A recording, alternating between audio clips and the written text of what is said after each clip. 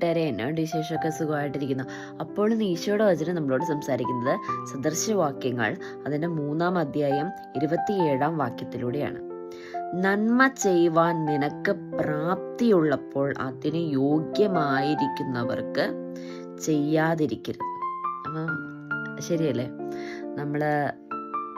നമുക്ക് ചെയ്യാൻ കഴിയുന്ന ഒരു ഉപകാരം, അതിപ്പം നമ്മുടെ കയ്യിൽ ഒത്തിരി പൈസയൊന്നും വേണമെന്നില്ല, കൊച്ചു കൊച്ചു കാര്യങ്ങൾ നമ്മൾ എന്ത് ചെയ്യുക, മറ്റുള്ളവരെ ഹെൽപ്പ് ചെയ്യുക. നമുക്ക് കഴിവുള്ളതുപോലെ ഒരു ദിവസം ഒരാളെ കാണുമ്പോൾ ഒന്ന് ചിരിച്ചു, അല്ലെങ്കിൽ ഒരു ഗുഡ് മോർണിംഗ് പറഞ്ഞു, അല്ലെങ്കിൽ അവരെ ഒന്ന് കെട്ടിപ്പിടിച്ചു, ഒന്ന് വിഷ് ചെയ്തു എന്ന് ഓർത്ത് നമുക്ക് യാതൊന്നും സംഭവിക്കാൻ പോകുന്നില്ല.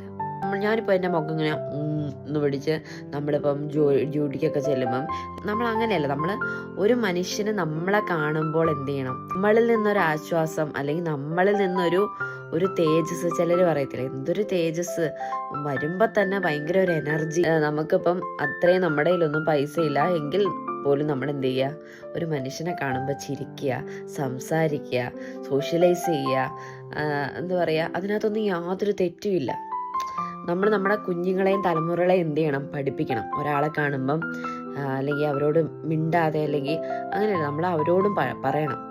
നമ്മൾ അപ്പച്ചന്മാരെ അമ്മച്ചിമാരെയൊക്കെ കാണുമ്പം അവരോട് ഇന്ന് സംസാരിക്കണം, വിഷ് ചെയ്യണം, വിശേഷങ്ങൾ ചോദിക്കണം. അപ്പോഴാണ് നമ്മുടെ തലമുറ എന്ത് ചെയ്യത്തുള്ളൂ, ഇതൊക്കെ മനസ്സിലാക്കത്തുള്ളൂ. അല്ലെങ്കിൽ അവരെന്ത് ചെയ്യും, കുറച്ച് മാറി നിന്ന് അവരും ഇങ്ങനെ മിണ്ടാതെ അവരുടേതായ കാര്യങ്ങളായിട്ട് മാറിപ്പോകും. അങ്ങനെയല്ല, നമ്മൾ ഒരു സമൂഹത്തിൽ ജീവിക്കുമ്പോൾ ആ സമൂഹത്തിൽ നന്മ ചെയ്ത് നന്മയുള്ളവരായിട്ട് ജീവിക്കാനായിട്ട് എന്ത് ചെയ്യുക, ശ്രമിക്കുക. വചനത്തിലൂടെ എല്ലാവരെയും ഈശോ അനുഗ്രഹിക്കട്ടെ. അപ്പോൾ കൂട്ടുകാർ, ഇപ്പോൾ പോകുന്നു, പിന്നെ കാണാം. ബായ്.